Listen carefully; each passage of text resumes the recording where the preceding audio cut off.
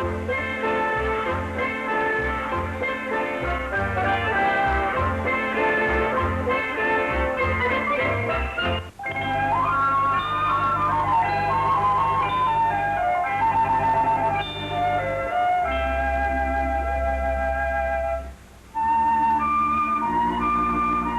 long time ago, a beautiful girl named Ella lived in a house with her stepmother and two stepsisters.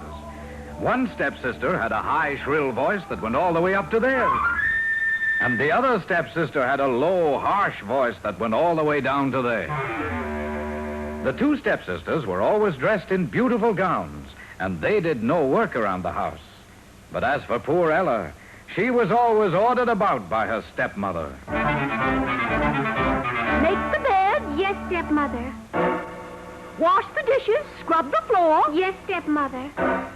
And when you're all through, sweep out all the cinders in the fireplace. Yes, stepmother.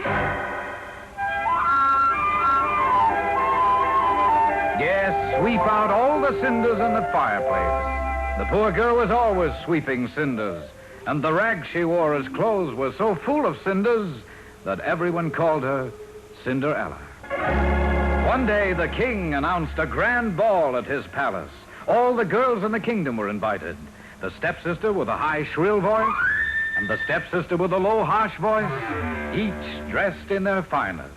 But as for Cinderella... Cinderella, you're not going to the ball. You're staying home among the cinders where you belong. Poor Cinderella. She wept as if her heart would break.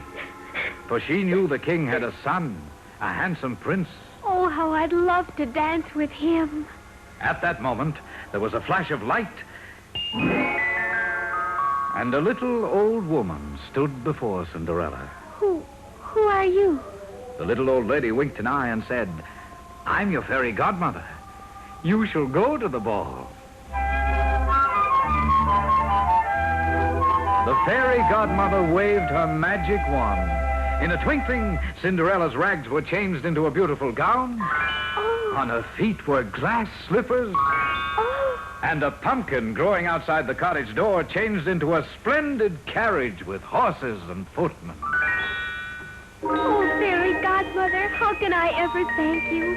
Now I can go to the ball. As the carriage drove off, the fairy godmother shouted a warning.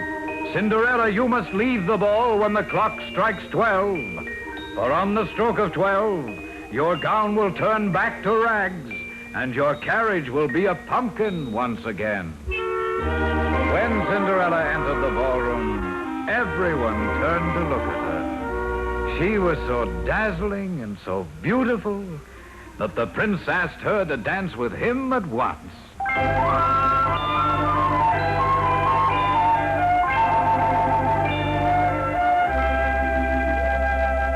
All evening long, the prince danced with Cinderella. The stepsister with a high, shrill voice and the stepsister with a low, harsh voice each tried to attract the prince's attention.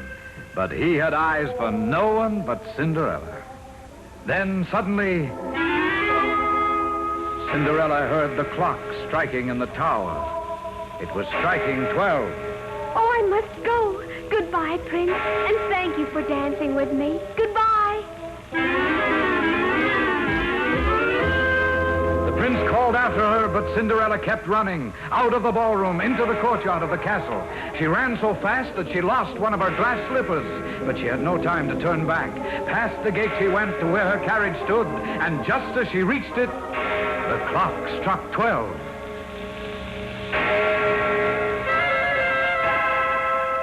In a twinkling, her beautiful gown was rags again, and the carriage had turned back into a pumpkin.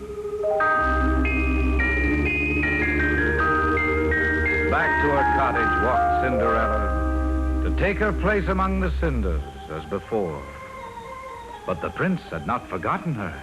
He had found the glass slipper in the castle courtyard, and he was determined to find that beautiful girl that he danced with, for he wished to marry her. Find the girl whose foot fits this glass slipper, ordered the prince of his court messengers, and when you find her, she shall become my wife.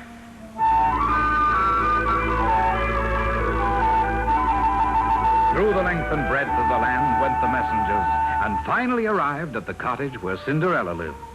The stepmother greeted the messengers at the door. I have 2 daughters. Surely one of them has a foot that fits the glass slipper? First, the stepsister with a high, shrill voice tried the slipper on, but it was much too small. Then the stepsister with a low, harsh voice tried the slipper on, but it was much too big. The messenger was about to leave when Cinderella shouted, Wait, let me try it on. You?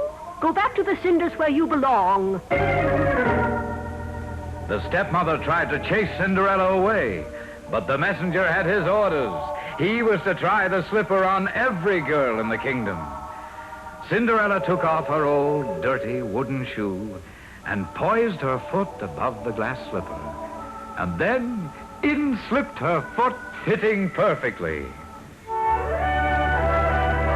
When Cinderella was brought before the prince, he knew at once that she was the girl he had danced with. For despite her ragged clothes, her beauty and warm heart shone through. Soon they were married and lived happily ever after.